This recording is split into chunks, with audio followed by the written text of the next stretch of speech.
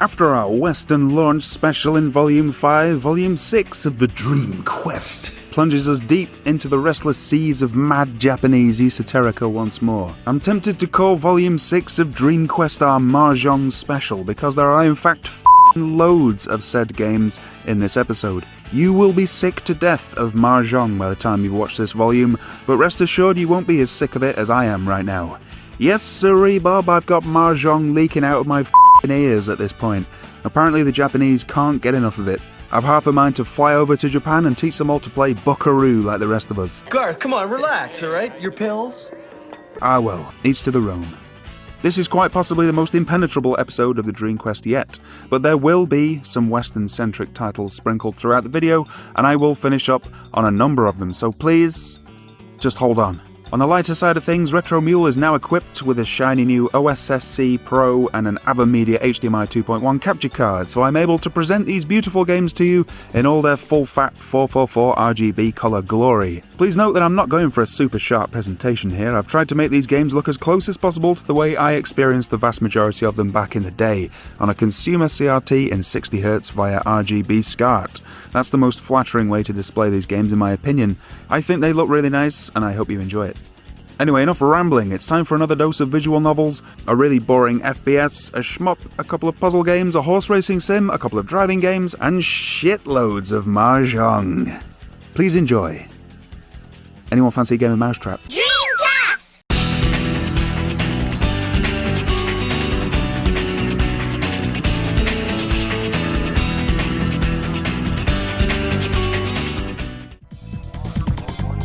The year is 2000. Giant corporations have taken the place of government, creating a worldwide economy. Power depends on the theft of industrial secrets. In the brutal world of industrial espionage, Blitzstrahl rises above its competition. Blitzstrahl assembles teams of agents with unique training and special capabilities. The Espion Agents. Industrial Spy Operation Espionage is a video game developed by Hunex, and published by NEC Home Electronics. This game takes place in the year 2000, but this must be an alternate 2000 because in the game's world there is no longer such a thing as a government. Large corporations wield the political and financial power of the world, and numerous industrial spy organizations have been established due to the newfound interest in such services by these corporations. The top group of industrial spies is known as Blitzstrahl, and you play the boss of this organization.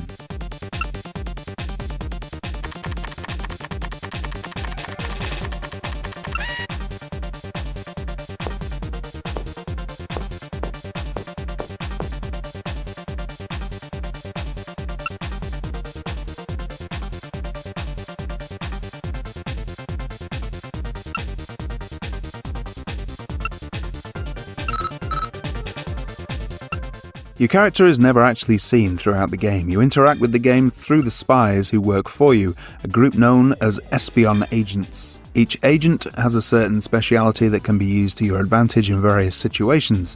For example, a young boy named Archangel is quite the whiz at hacking into computers while being useless in combat situations.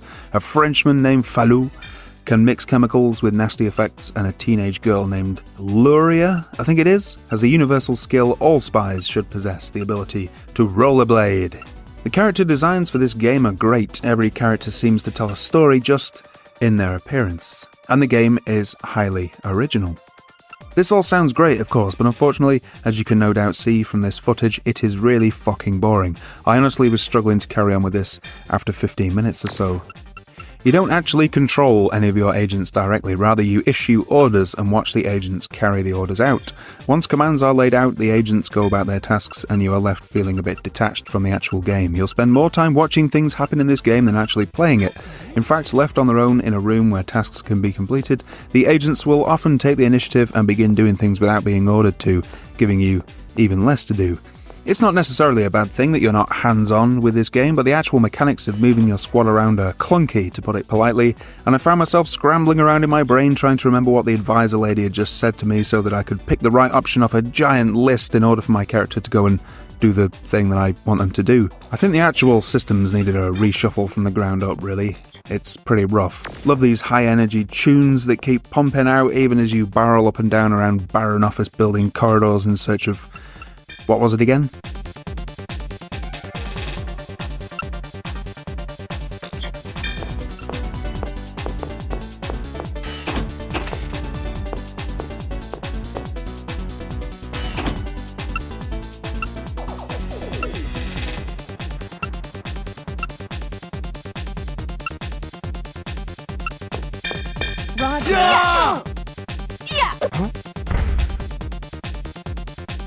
Some aspects of the presentation are nice and the story's mildly intriguing, but the graphics are poor, really, and my god, it does a good job of making you not want to play it. It's a shame, really, because it's a fun idea. I actually wonder if mouse and keyboard might improve this one, or at least make it a bit less turgid. What did the good folks at Sega Retro make of this one? Well, they get a score of 64 based on 12 reviews.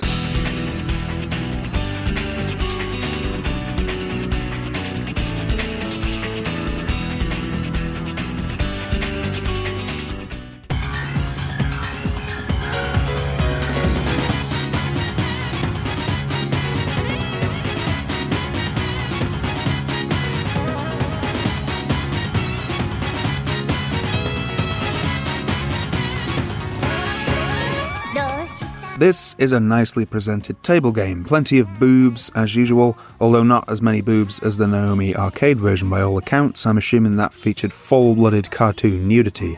Naughty, naughty! There are also extras added to the arcade version, a making mode where you can make a character and buy accessories for her, a gallery where you can view the art, CG, and a sound test to listen to the game's vocal tracks.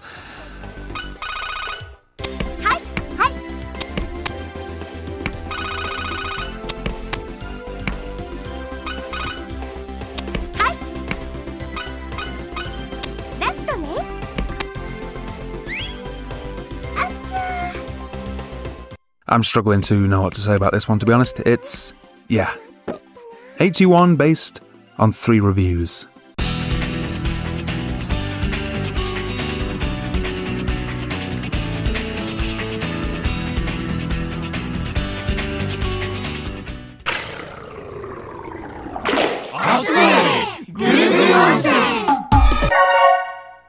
That's an unintelligible title, but it translates roughly to Gather Round Hot Springs. It's a mahjong, shogi, and card game all played in the relaxing surrounds of a hot spring.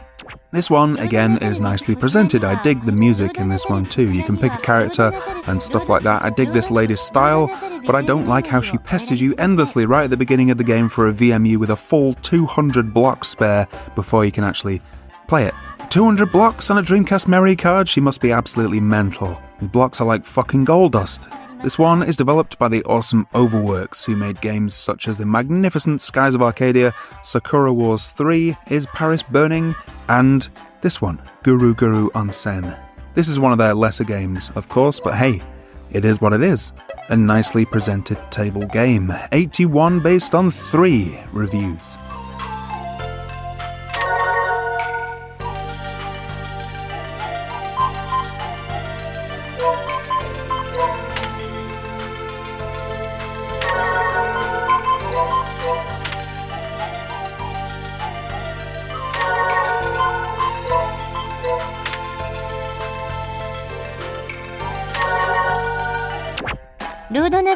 こちらにはロードなさるこちらにはロードなさるロードな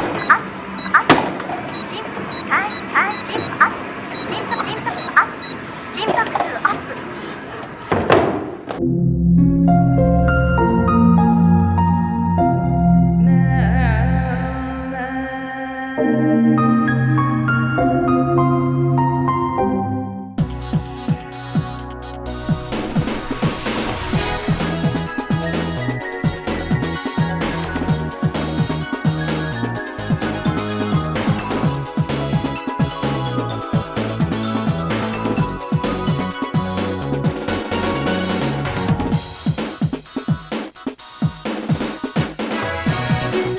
Maboroshi Tsukiyo is a visual novel adventure game that originated on Dreamcast and was ported to PlayStation half a year later. The game features a full-screen presentation with dialogue and descriptive text displayed over a dimmed background rather than utilizing dialogue windows. The story progresses one day at a time and takes place between June and September. The protagonist is a high school student who one day meets Ayame, a ghost girl, who starts living with him. Ayame cannot do much in her ghost form, but she can possess someone else's body. Suddenly, our protagonist's peaceful life turns into one filled with mystery and adventure. Based on the player's actions as well as events in the past intertwined with the present story, the game will branch off and lead to one of several different endings. It's quite pretty, this one. Lots of knockers again. They seem to like these kind of things, don't they, the Japanese?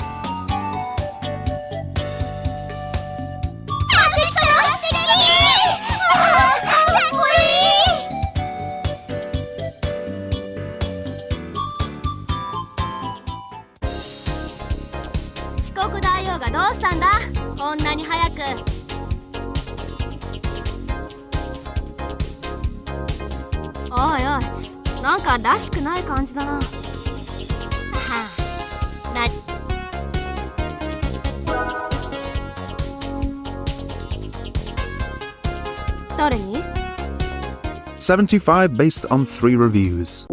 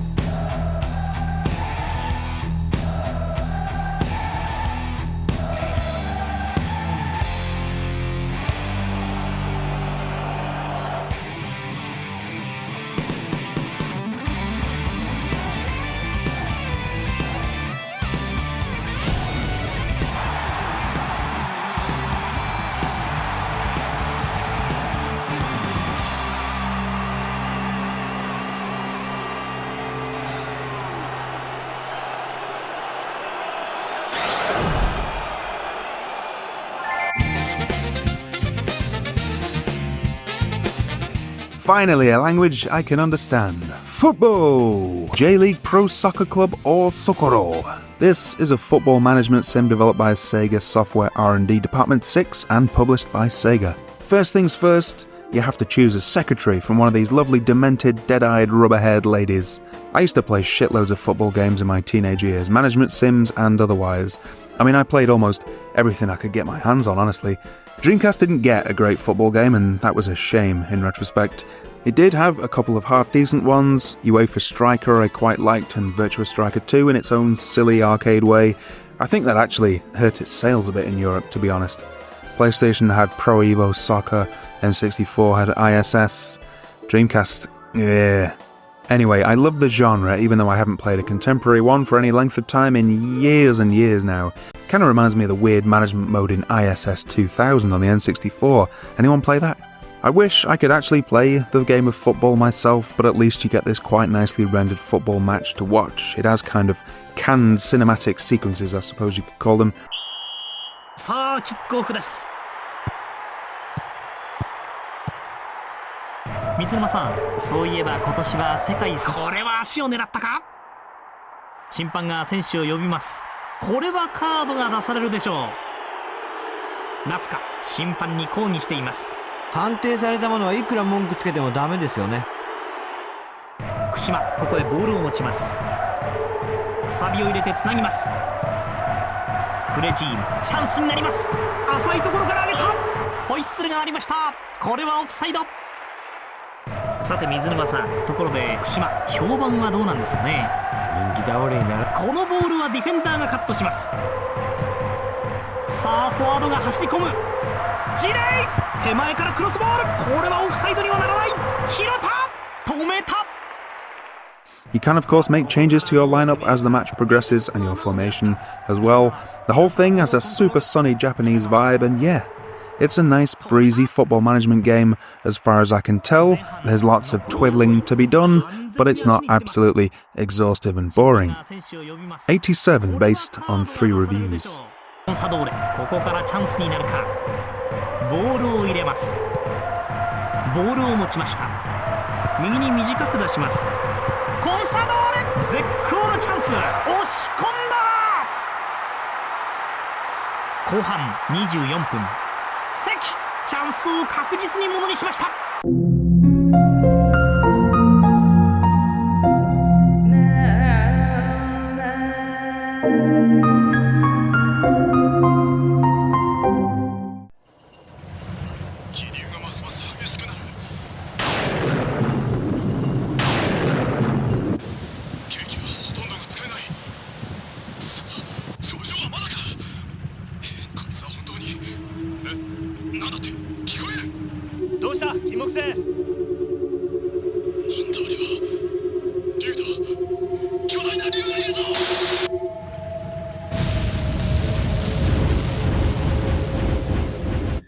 Dancing Blade 2 is a game for the Dreamcast and the sequel to Dancing Blade 1.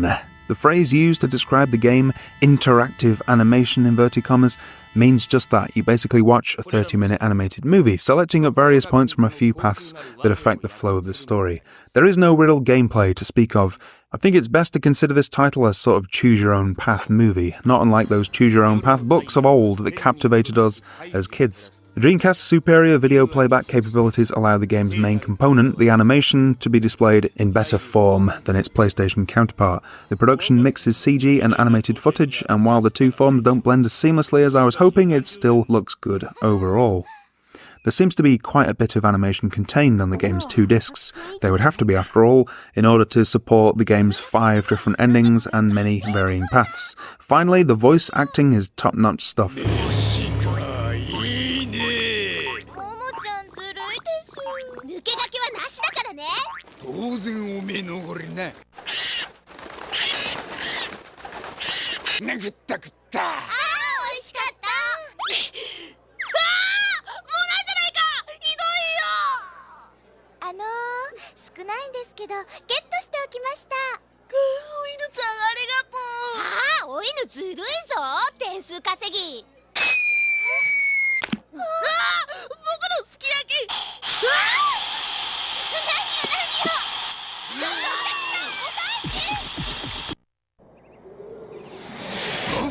Then again, as the game is coming out of Japan, where voice actors are held in high regard, this is perhaps to be expected.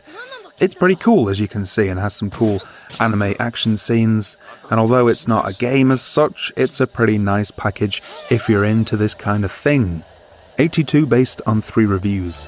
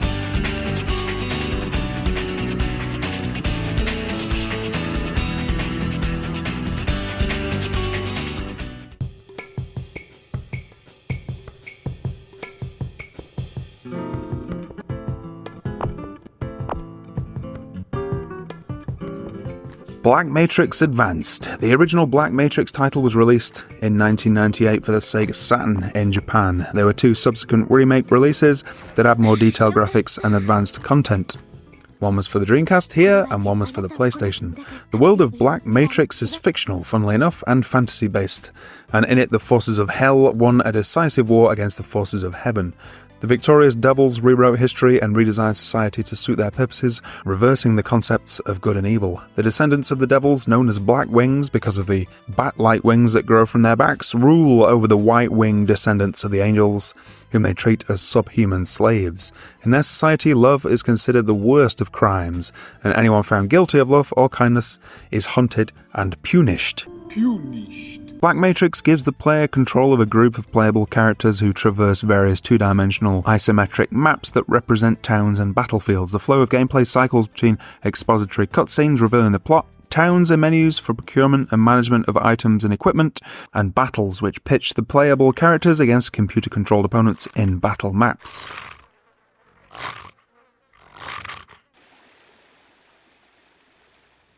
Oi, なんだあの奴隷は。ねえねえお母さん、あの奴隷いるんじゃありません。なんだなんだ、一人前に立って歩いてやがるぜ。おいおいおいおい、なんだあいつは。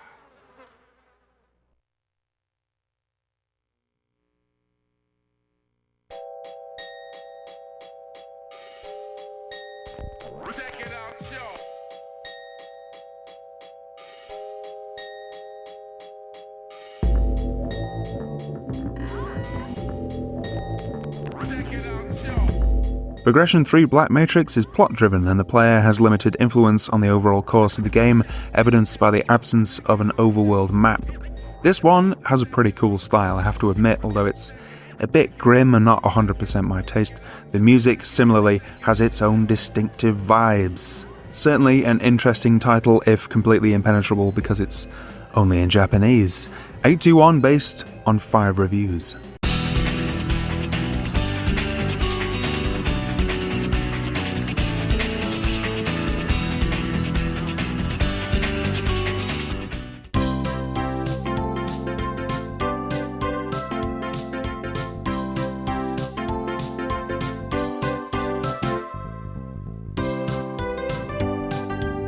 Plus Plumb is a puzzle game for the Sega Dreamcast. Classic Japanese puzzle action with a frantic pace, anime characters and plenty of cussing in despair and whooping in delight.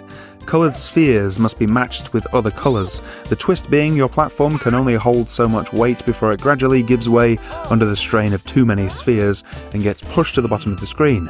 Fast flowing and full of fun is what I would have said if I was trying to sell this game to you. This features lots and lots of talking and slow and unexciting gameplay. It's a bit like Puyo Puyo, only it's poo.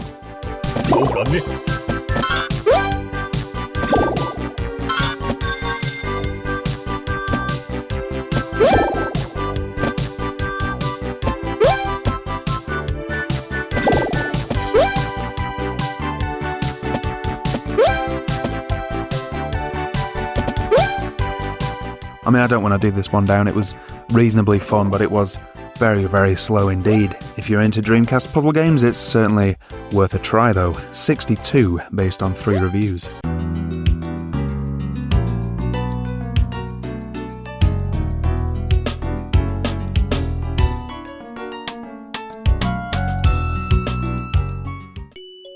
Master, 私のこと好きになってくれますか?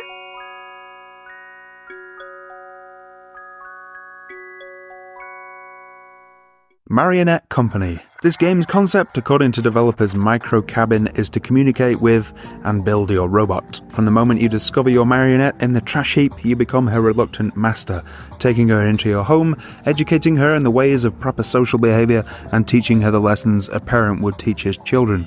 The game takes place over a series of days, with time progressing based on actions you take, and although I'm not sure of it, the goal seems to be for you to make the marionette into as close a representation of humanity as possible, whatever that means. You start each weekday at 6:30 with you heading off to work aboard the bus. You do have to work since being a marionette master is more of a hobby for you than an actual profession. Of course, your marionette wakes up and sees you off every day, sometimes even cooking breakfast for you. Once you arrive at work, the game makes time automatically pass until 4 in the afternoon. From there, you're given free time where you can do all sorts of different things. Among the options available to you are walking around the city, buying parts and upgrades for the marionette. Microcabin has actually made it so that you can move about on a pre-rendered playfield when going about the town, moving your characters in an arcadey way. It's not much, but it's certainly a surprise and a dramatic change of pace from the menu-driven approach of most simulation games. The main part of the game comes when you return home and are given the chance to interact with the marionette and modify her in various ways. I haven't been able to play too much with the modifications, but this part seems to consist of you making use of the various parts you purchased during the day. The real area of interest is the communication between you and the marionette. You pick a subject of conversation and the marionette will speak to you about it, occasionally asking questions. You'll also teach the marionette how to behave in certain real-world situations. For example, the marionette walks in on you when you're using the toilet. Yes, bear with me. Later, she asks you why humans must use the bathroom, and you of course explain to her how we eat food, and once everything's been turned into energy, need to rid ourselves of the byproducts. Poo-poo. The marionette then comments that she's different from us in that she consumes energy for food but has no waste. Anyhow, the next day when you return home, you'll find the marionette sitting on the toilet mimicking you, and she'll ask how long you're supposed to remain there. It's humorous, and yes, it's a bit weird. If you're not familiar with Japanese, of course, you are fucked. There's some nice 2D artwork here, 3D sections that look incredibly similar to Final Fantasy VII, weirdly.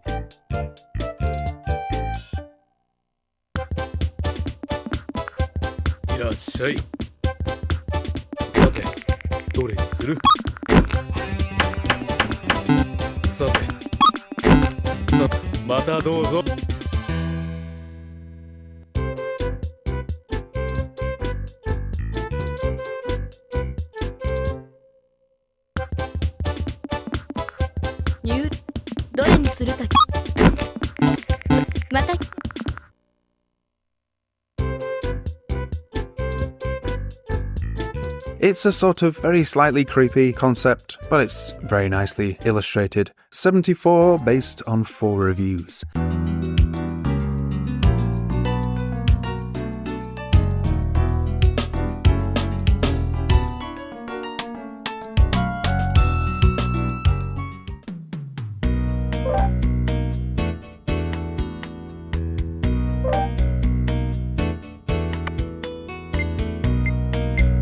Dream Betting Ticket 99. This is a horse racing gambling sim. Make of it what you will. さあスタート。さすがに一戦級、見事なスタートを見せました。各馬先頭争いに移ります。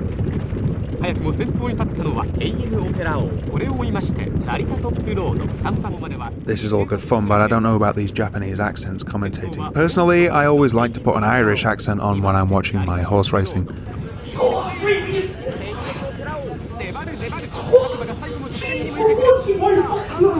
さあ直線の叩き合いだ。大歓声が巻き起こる。ノーサードいい足だ。さあ残り4キロを通過しました。そこからアドマンヤメが成田トップロード来ている来ている。AM オペラ王ノーサードいい足だ。外からアドマンヤメが成田トップロード来ている来ている。アドマンヤメが抜けた。あと200通過。アドマンヤメが出た出た。成田トップロード突っ込んできた。届くか。激しい攻め。アドマンヤメが先頭だ。AM オペラ王2番手。しかしここまでか。アドマンヤメが成田トップロード。AM オペラ王強い。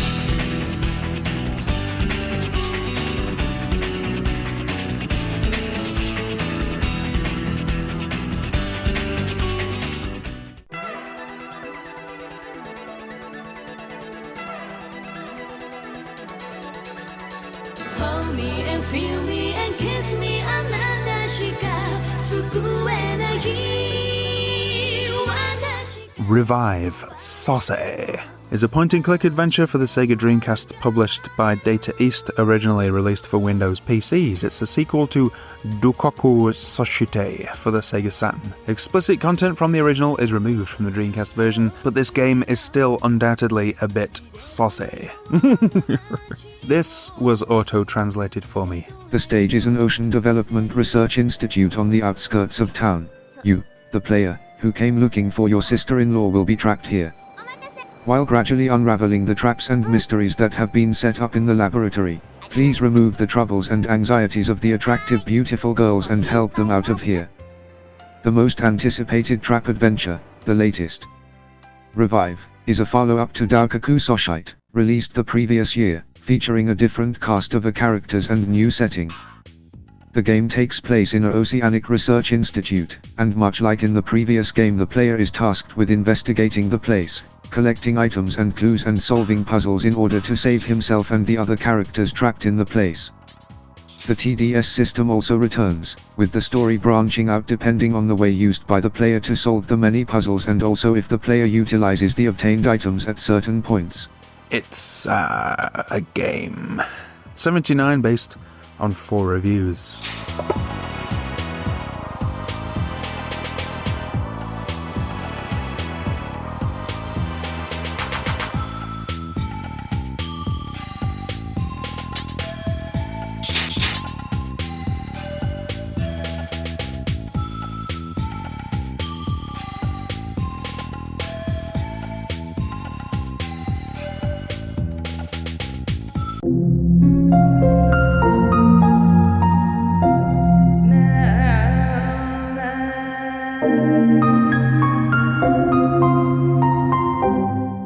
Space Griffin.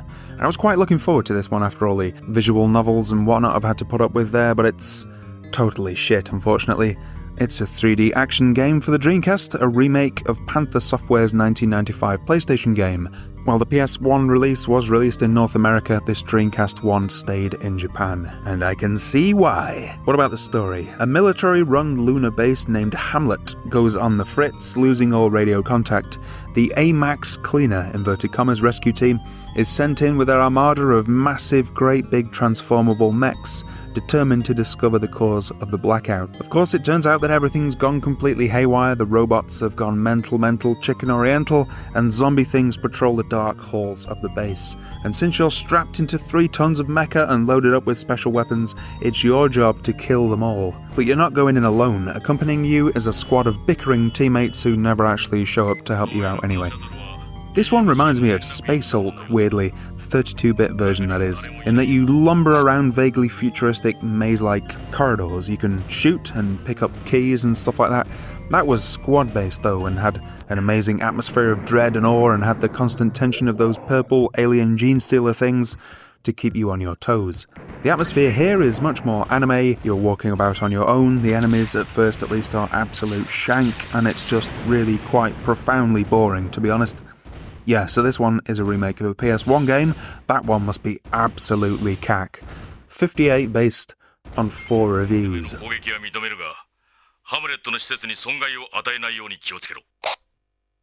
了解。キッド、もう VF の操作には慣れたか？そろそろ本格的にこの層を調べ始めるんだ。俺は先にシャトルのブラックボックスを調べてみる。よろしく頼むぞ。エレベーター1は急走直通のエレベーターだ。採掘場の資材を運ぶための専用エレベーターなんだな。今は乗る必要ないな。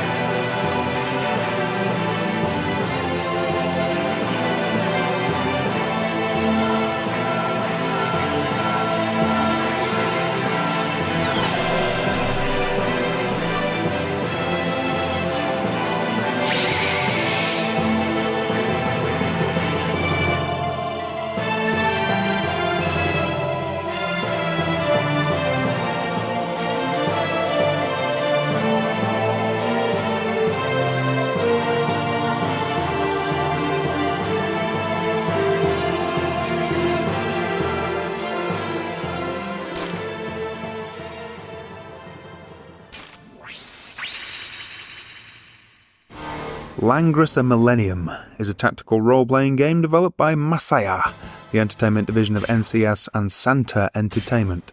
It was initially released for the Sega Dreamcast but was later ported to Windows PC 98. Kind of like Dragon Force The Next Generation, only not terribly good, would be my basic summary of this one. People who followed the Dreamquest so far will know that the Dreamcast had struggled to put together a really good RPG, and people were quite excited in Japan about this one from what I can gather, but it was a little bit of a disappointment again, unfortunately. You start off the game by selecting from 6 world warriors of varying backgrounds, similar in style to Dragon Force on the Saturn. In the opening moments of the game, as shown through a series of still frames and real-time 3D animated scenes, each of these guys will somehow manage to take the throne of their individual country, and you'll have to lead them across the world to conquer all nations run by all the other characters. Each character has a different storyline which progresses at various points throughout your journey towards conquest. The actual game's progression is once again similar in style to the acclaimed Sega/Working Designs masterpiece. You start off by moving your troops between castles across the large Langrisser world via an overworld map. Of course, other factions are moving their troops along the map in real time, making for a good deal of on-screen activity. Move your troops into an empty castle or a castle without a leader and you'll take over the castle. If, however, you attempt to move into a castle that has an enemy leader, your troops will enter into ground battle with the occupants of the castle. Can you say castle again, please? Ground turn-based battle sees your party of up to 4 combatants battling it out with up to 4 enemies. You're given full control during the battle over your commander, with you physically moving the character around the screen and pushing buttons to strike the enemy troops. Your control over the other 3 members of your party is limited to setting a formation, ordering all the characters to either attack or defend, and ordering a specific character to cast magic. 海賊が出るという噂のあるセランが示した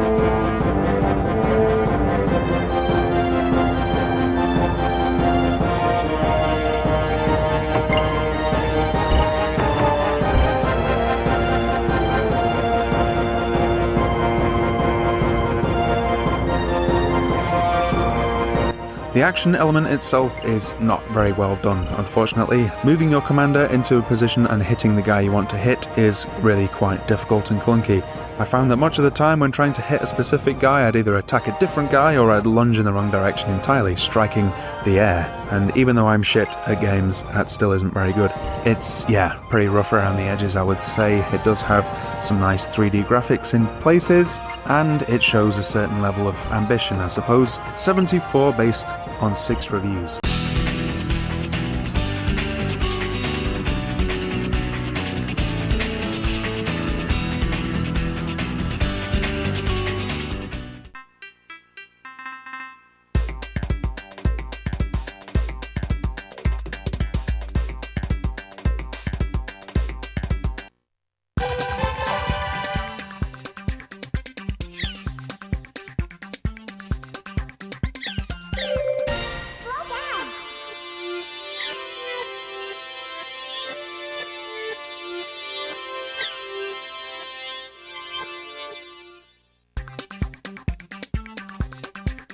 ChuChu Rocket is a puzzle game originally developed by Sonic Team for the Sega Dreamcast.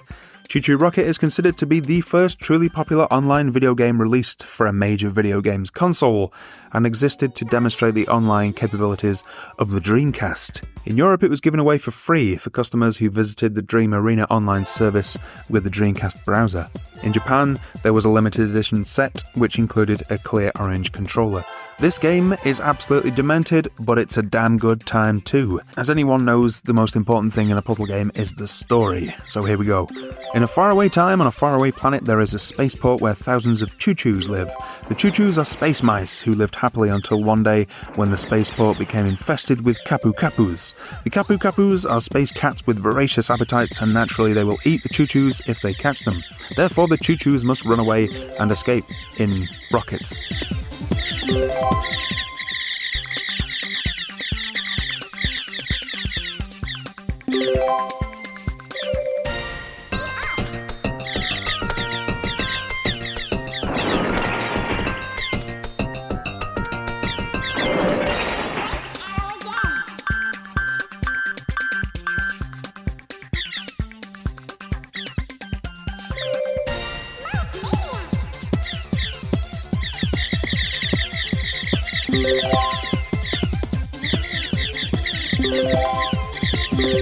Just like the story suggests, the objective of the game is to guide one or more ChuChus around the stage into a rocket, while avoiding the Kapu-Kapus that stalk the stage or any holes in the floor. ChuChus run in a straight line, will turn right when hitting a wall head-on, follow corners and turn around when on a dead end. Kapu-Kapus move exactly the same way, only slower. If they hit any ChuChus, they will eat them, no matter how many there are, and if they hit a rocket, they will damage it, and 1/3 of the total amount of ChuChus are lost. To control the directions that both ChuChus and Kapu-Kapus go, the player can set 4 directional buttons, colour-coded for each player: blue, yellow, red, and green on the floor, and any of them passing through will follow said direction. Eventually, the arrows will disappear, and only 3 arrows can be placed without the older one disappearing. Does that make sense? It works in practice anyway. It's very frantic, it's nuts, in fact, and it's really stressful, but it's damn good fun, and it was online. A pretty legendary title in its own little way, and one of the Dreamcast's best puzzle games without a shadow of a doubt. 85 based on 29 reviews. 「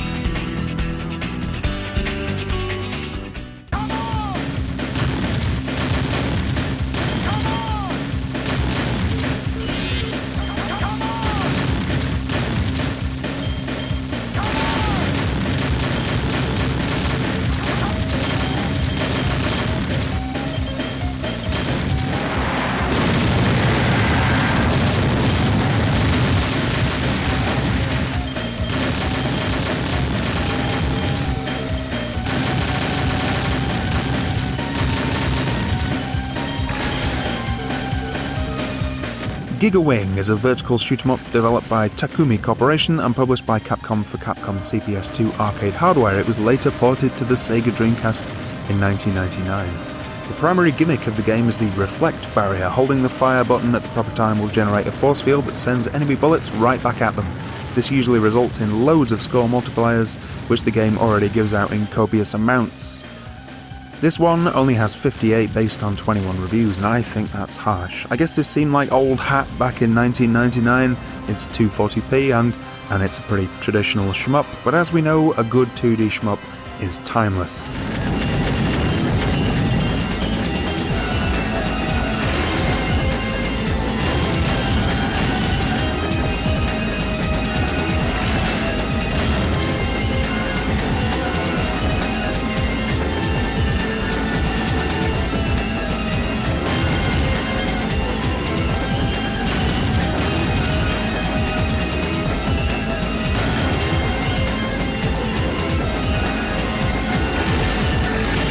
Is this a good one? Yeah, it's pretty good, I'd say. I don't particularly like the art style or the music, but it has a pleasing weight to it, and it's not impossibly hard. The graphics are fairly impressive in some places. There are millions of sprites whizzing around the screen, and when you batter one of the bosses, it feels good.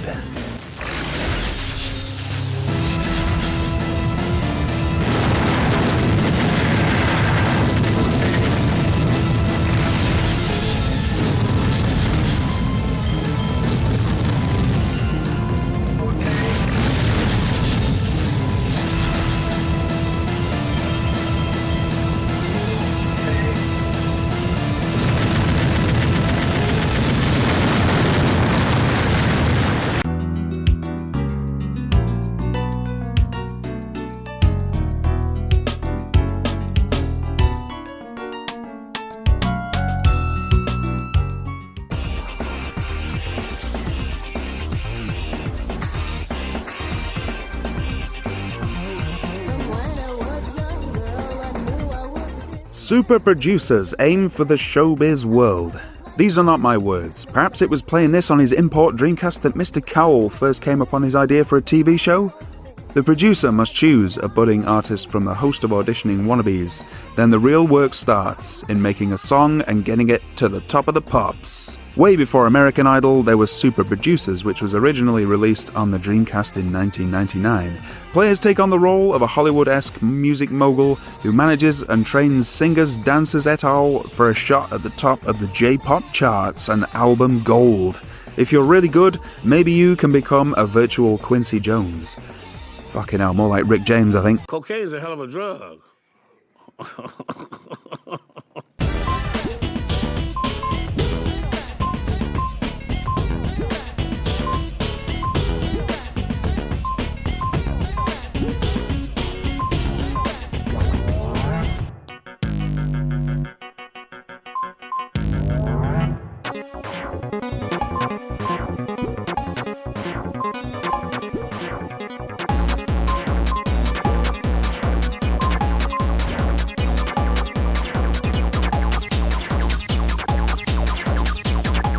Yeah, I mean, it's an original concept, and obviously I can't give it a fair go because it's so dense with Japanese text, but it's really pretty fucking ugly, I think, man, to be fair.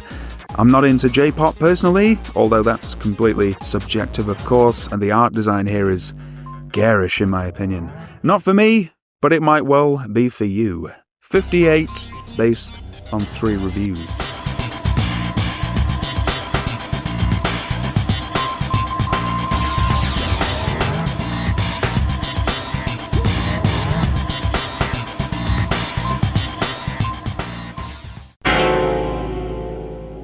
Dear God. Jesus Christ. Have you ever in your life seen such an off-putting title screen? This man looks like fucking Beelzebub. Torihiko Tamara's Uru Verba. It's shogi presented with absolutely minimal effort. Enough said. 55 based on 2 reviews.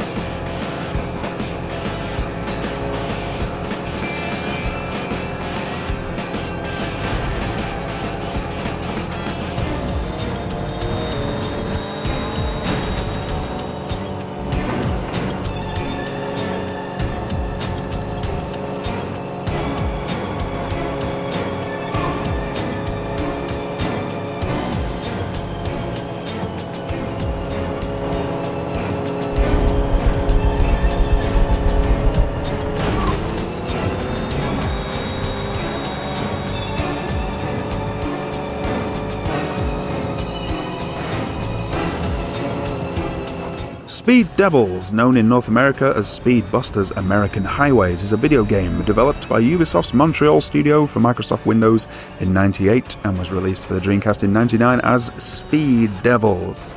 It's a racing game in which the courses feature hazards such as dinosaurs rolling boulders, UFOs and exotic locales including Louisiana tornado, New York City winter, Mexico, Nevada, Aspen summer, Aspen winter, Canada, supposedly northern Quebec, Canada light winter, Canada heavy winter, Montreal industrial, Hollywood and Hollywood disaster. The console version's career mode allowed the player to rise themselves through the ranks of a fictional racing league. Colourful rivals challenge the player to accomplish certain feats during races, making accompanying bets using prize money from competitions. Money earned from gambling and performance is used to buy cars, upgrade them, and maintain them. The game also supports 5 players on one Dreamcast console. Not quite sure how it does that, but apparently it does. So what's the game like? You know what? It's alright. To be honest, I'm just enjoying actually playing something after so many visual novels and mahjong games on this episode, so anything would feel like a breath of fresh air really, but yeah, it's okay this one. Steering is a little bit stiff, but the cars have a pleasing weight to them. It's hard to turn corners successfully, I still haven't really figured out how to do that effectively. I love and miss my arcade races. This one is a little bit too silly for my personal tastes, but I do like certain things about it, definitely. There's actually some really nice environmental detail on display here, especially on this jungle level.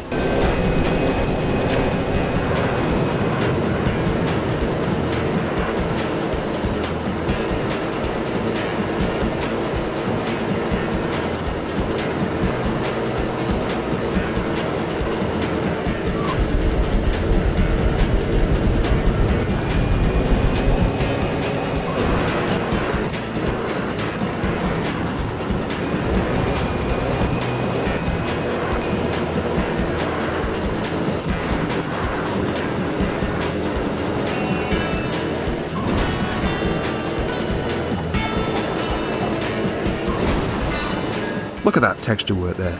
This village looks cool. Yeah, some care and attention went into this game. I mean, it's bang average really, but I had quite a bit of fun with it actually, and certainly in 2-player I can imagine people being pretty happy with this one. A pretty good time, all in all.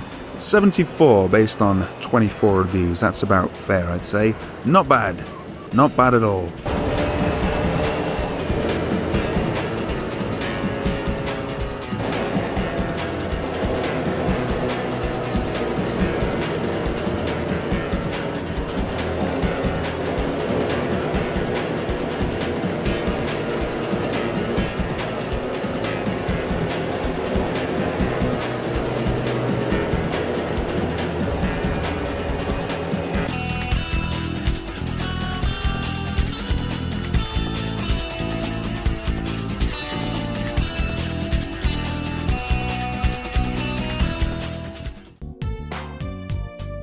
Nihon Pro Mahjong. It's Mahjong again, and again it's presented with minimal effort. 61 based on 2 reviews. It seems that even the Japanese were getting sick of so many poorly presented table games at this point.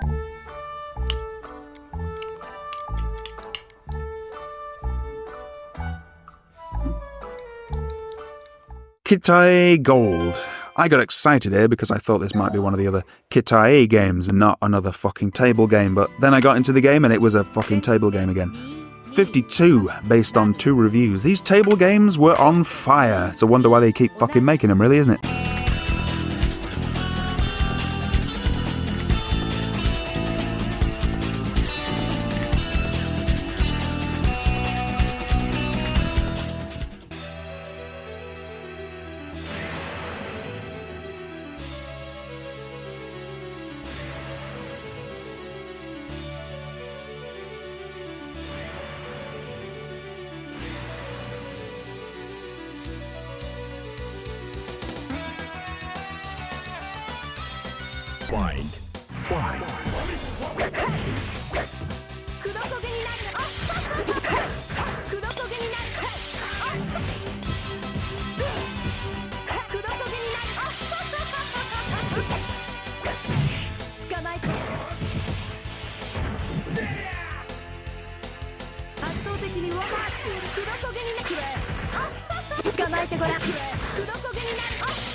JoJo's Bizarre Adventure. It's not a table game!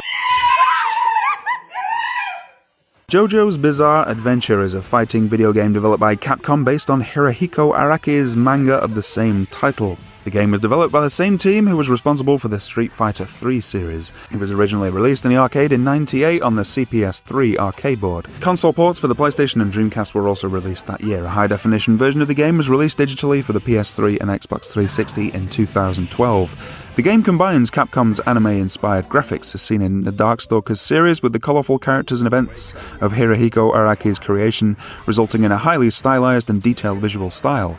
It also features many of the gameplay mechanics seen on previous Capcom fighting games, such as the use of power gauges for super moves, as well as a brand new stand mode, consisting of the series' signature guardian spirits that accompany almost every character and can be summoned or dismissed at will by the player, resulting in variations in the character's move list and abilities. The original author served as a consultant for the game and created exclusive pieces of artwork for its promotion and packaging. Most notably, he developed from scratch a new character design for Midler.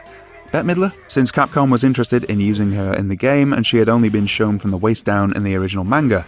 The unique feature of this game is the inclusion of stands, inverted commas, powerful projections of a fighter's energy that are unique to each fighter. While stands are generally integrated into a fighter's moveset, most characters possess an active stand, which they can bring into and out of battle using the stand button. While a stand is out, the fighter can increase the power of their attacks, use unique techniques, receive enhancements such as double jumping, and even have their stand attacks separately from the fighter character. So, I'm not a huge 2D fighter aficionado, but I do enjoy and admire many of them, particularly the Capcom ones, and this is obviously a high-quality example of the craft. It's a bit too mad and abstract for me personally, but there is some beautiful 2D artwork here. Not too sure about the scaling though, it makes it look a little bit scrappy in my opinion. Kinda reminds me of Guardian Heroes on the Saturn a little bit actually. Yeah, it's a good game. I would probably choose a Street Fighter over this most probably, but hey, this is a distinctive, high-quality 2D fighter, and you can never have too many of those. 69 based on 24 reviews, that's harsh and surprises me somewhat. This game is definitely worth more than that.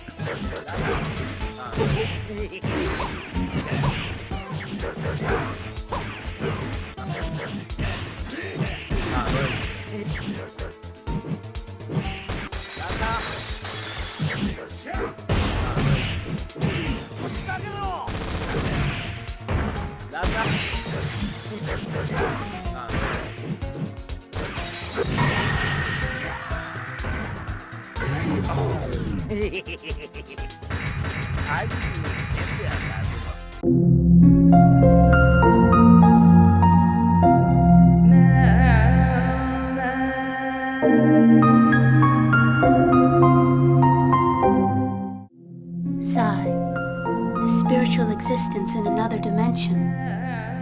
The core of the soul. Face what's inside of you. This is the time to find out what's inside your heart. The future's in flux. A time of choices, decisions to make. There are those who will oppose you. The decay of the European Union. A confrontation between two giant powers. An echoed prelude to destruction. Look into the future. Artificial gods will reign over this world.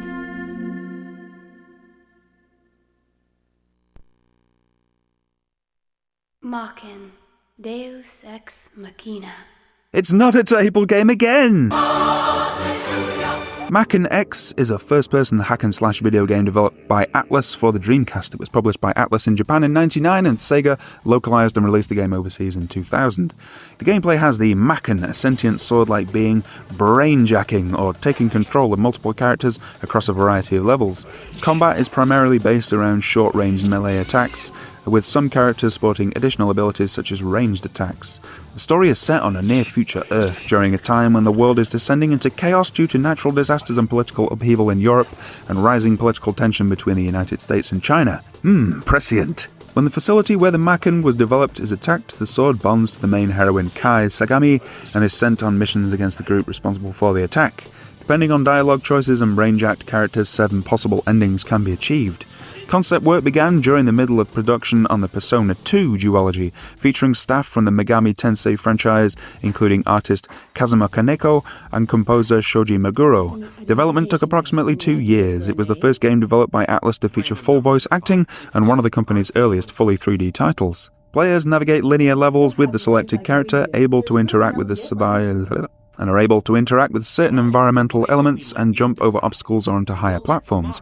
During combat, the player is able to move freely within the environment and has access to a variety of moves, including a backstep and strafing to avoid attacks. Enemies encountered in areas include humans, hostile animals, machines, and supernatural entities. The player character, who can lock onto enemies during combat, has a standard attack option with combos achieved through consecutive attacks. An X gauge can be charged up and released to trigger a powerful attack. The player can also leap over and strike an enemy from behind. These actions open the enemy up to high attack damage. The player can find several types of items within each level. These include various sizes of life capsules which replenish health, increase attack power for a limited time, and gain psi points from defeated enemies. Psi points are essential when brainjacking new characters, as the Maken can only brainjack a character with a lower or equivalent psi level. I really wanted to like this, but I just can't get on with the control scheme, I'm afraid. Well, I mean, everything's fine, except there really needed to be a block button, in my opinion. As it is, you have to pull back on the controller for you to block, and you end up just getting smashed in the face at regular intervals, or at least you do if you're as crap as I am. The whole thing felt rather awkward. I know the Dreamcast only has one analog stick, and I think they've done an admirable job of all the other controls, but it needs a block button. It just does. This game has fantastic music, and I've been using a lot of it throughout this video. I dig the style. These Atlus games all have that distinctive art style that's very much still present today in the Persona games, etc. And although it's not exactly my cup of tea, I really admire its distinctiveness, and it certainly is very interesting. This one got 68 based on 32 reviews. It's a game that tried to innovate and has cool graphics and great sound, and even though I really want to like it and I admire it, I just can't quite, unfortunately. Nevertheless, I absolutely applaud the developers' efforts and would recommend that everyone give it a whirl. Maybe it will work for you.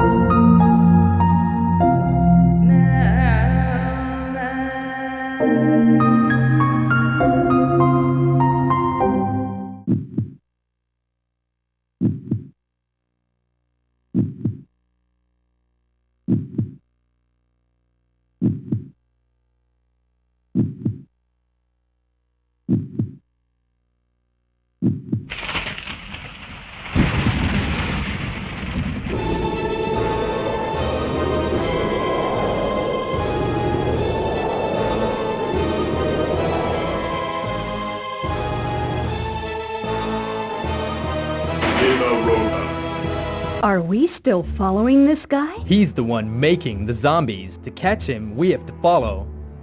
Let's go.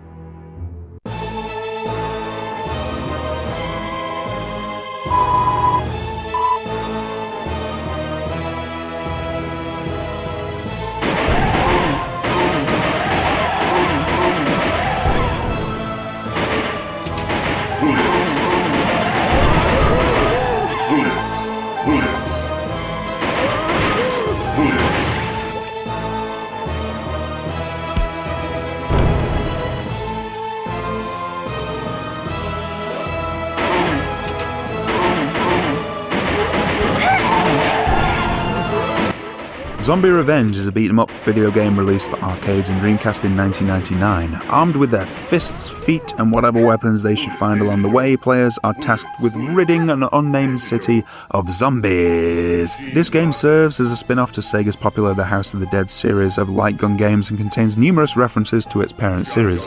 A port of the game for the PS2 was to be released by Acclaim Entertainment and ported by Acclaim Studios, but was eventually cancelled. Yeah, fuck off PS2. A top-secret government plan to utilize the dead for military purposes called UDS.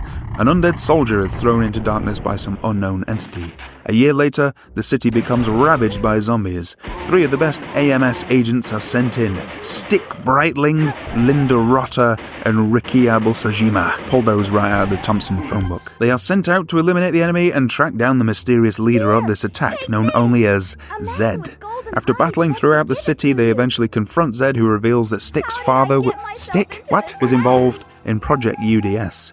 Zed wants revenge for his parents who were murdered as part of the project. He despises all humans and wishes to turn them all into zombies by spreading the virus. Zed unleashes a powerful UDS inside of him that he calls the God of Destruction, or a massive fart in other language, that he plans to use to destroy the rest of the humans before the 3 agents defeat him and save humanity. Yes! I just told you the whole plot, sorry. Players battle zombies and bosses in each level through hand-to-hand combat, guns, and other weapons. Each player chooses one of 3 characters with different attributes and various levels of proficiency in hand-to-hand combat and guns. The Dreamcast version of the game adds a battle mode in which 2 players can fight each other in one-on-one combat. This one is clunky, but it's pretty fun, I have to admit. Multiplayer is a good time, no doubt.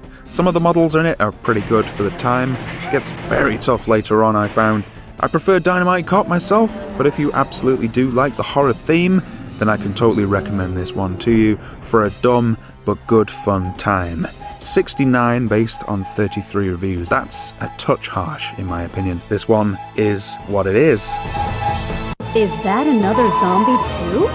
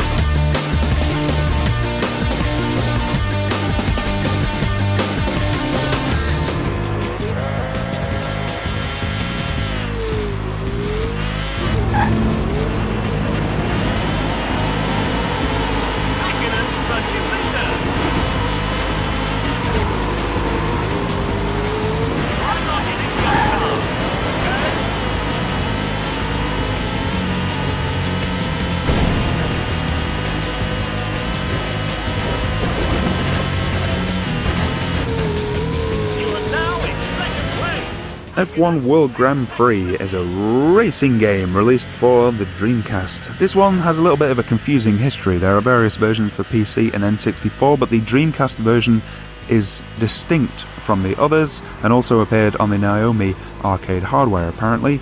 F1 World Grand Prix offered a fairly realistic experience for its time. Prior to the races, it allowed for the fine-tuning of the player's car, including tyre treads, amount of fuel and wing angle. The cars themselves followed realistic simulated physics more or less and were at risk of damage and wear like their real-life counterparts. Weather and its effects were also simulated. Visually, the game offered the same trademark appearance of live F1 coverage and aimed to have a photorealistic appeal. F1 World Grand Prix was highly acclaimed by most critics, more so than its sequel F1 World Grand Prix 2, which many felt lacked a sufficient number of improvements over the original. This is quite good, I would say, but it hasn't dated terribly well. The presentation is very nice, as is the music.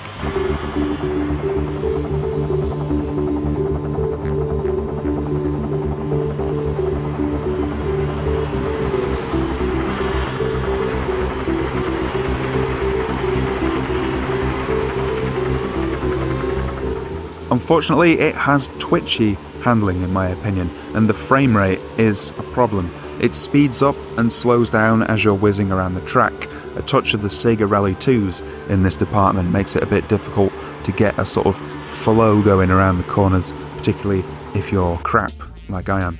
On the other hand, this game features British legend and 1996 world champion Damon Hill, or as I like to call him, Demon Hill.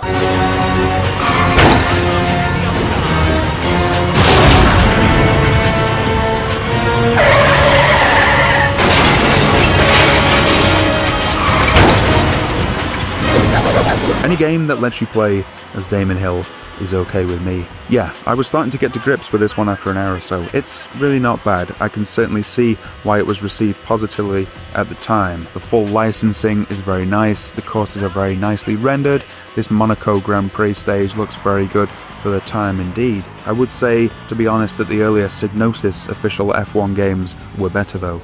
This one gets 78 based on 25 reviews.